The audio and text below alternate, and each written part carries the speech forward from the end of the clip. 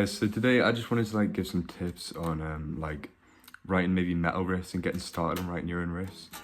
Because when I was getting started, it was pretty difficult to come up with, you know, just anything at all. You know, you kind of get in a bit of like a rut with it. So yeah, I'm just want to share some like tips that helped me a little bit. Alright, so tip number one is seemingly pretty obvious. I don't think a lot of people actually do this, which is like listen and try and play as much music as physically possible for yourself, no matter what the genre is.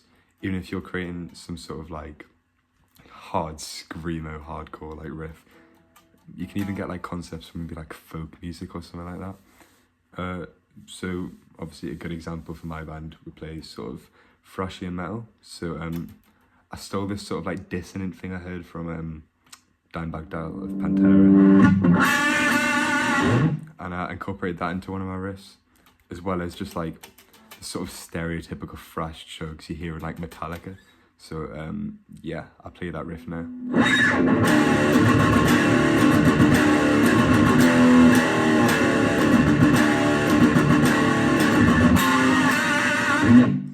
And you can see like how I've incorporated like different styles into that, and like sort of stuff from different bands that I like, you know, how it is. So yeah, just listen to the music, particularly music that you enjoy, to be honest, and just see what you can take from that and use, no matter the genre. Sort of second tip is that I find when I'm in some sort of a rut with my songwriting or my riff writing, I go out to that and try and learn a new technique or utilize a technique I know before, or some sort of style of play, and sort of build something around that, and just, you know, just kind of mess about with it. So for example, this sort of, I guess you could say like Dave Mustaine does this a lot. Also like Def, like Chuck Schuldiner. So it would be like getting this sort of power chord and just adding my pinky like here, for example. Something like that. And you know, it really just like makes the chord sound a bit, well, obviously angrier. So thinking about like that, focus on one technique thing makes it easier to focus on writing a riff that sounds coherent, if that makes sense. So I'll give you an example of one of the riffs I made using that sort of power chord plus pinky thing that I did.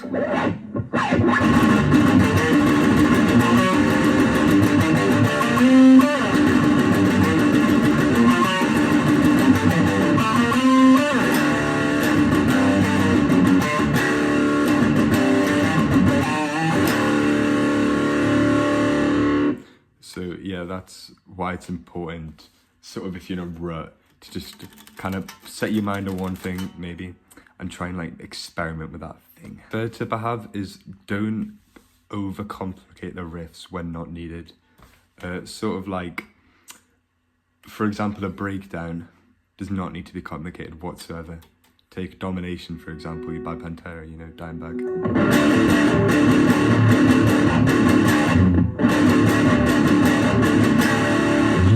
Like that sort of thing gets your head banging, obviously, and yeah, it's just quite simple and quite catchy. So that works the same with a lot of riffs, obviously depending on the genre you're doing. But even stuff like technical death metal can benefit from like these sort of like simple, you know, like basic techniques. So for example, this riff I made for my band song Soldier is quite simple in like premise. It goes like this.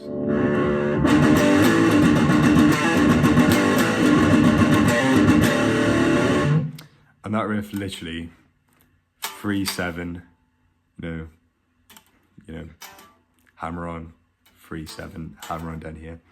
And that simplisticness sort of obviously makes it more catchy, but like it gives you more like room to add some sort of groove and a bit of feel to your song. And yeah, and then if you want to like, so the breakdown for that song is even simpler, but it works so well at getting the crowd's head moving. It goes like this.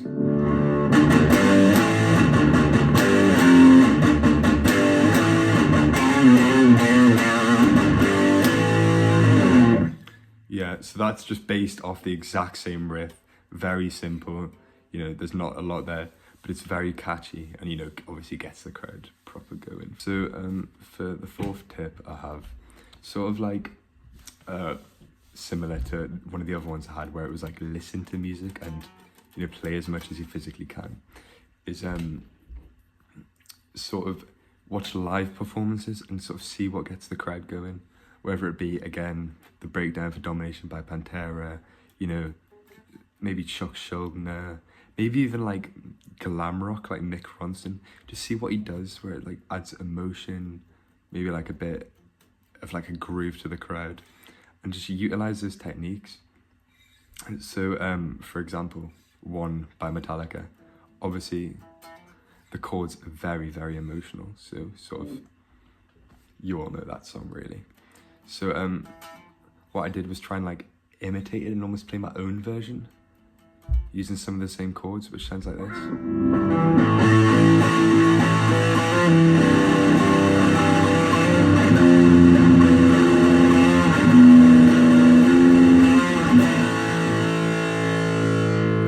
And that like conveys the feeling I want to convey.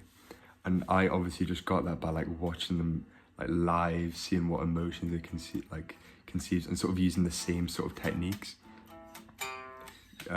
as they do. So it's good to watch like your favorite bands like live, or just listen to them and sort of like, again, like I said earlier, nab ideas, but also like experiment with like the chords they use, maybe using them yourself. For tip number 5, is play with other people as much as possible. It doesn't matter if they're drummers, bassists, even vocalists. For any genre, you want to be playing with people and sharing your music. And even stuff like getting like a drummer to play you a groove and you like, experiment over that works very well. Like for example, this one riff my band made sort of came from that sort of concept.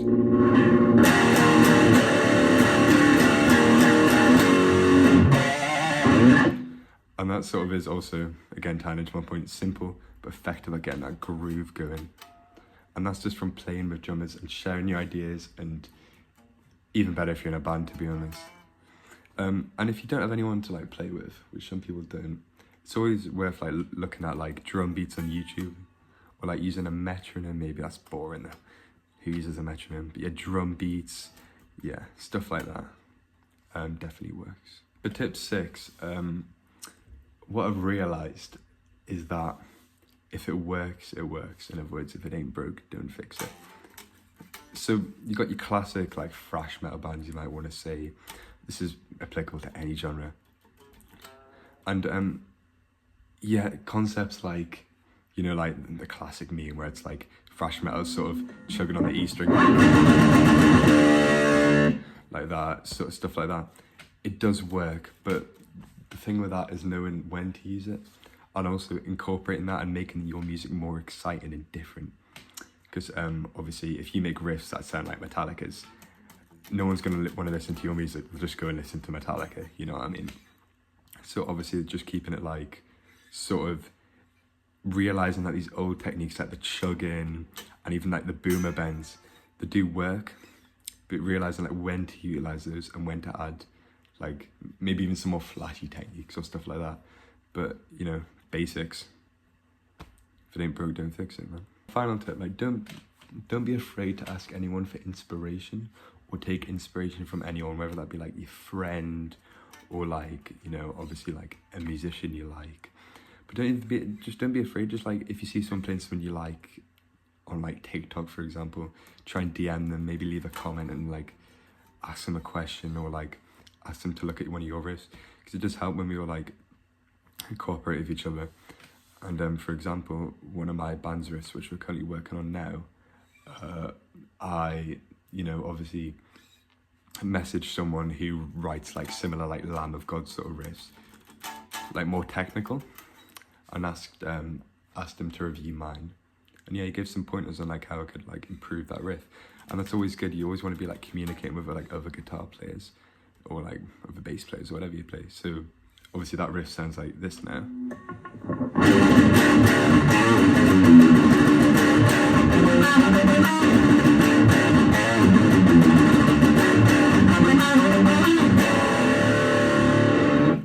And yeah, I took inspiration from him and his riffs that he made, and, you know, looked at some of the bands he liked as well a little bit, and I do that with like obviously a lot of people, and it just helps expand like even your musical knowledge or just anything like that. Anyway guys, thanks for watching. If you have like any tips you want to give in the comments or anything I can do better, just comment it, and you know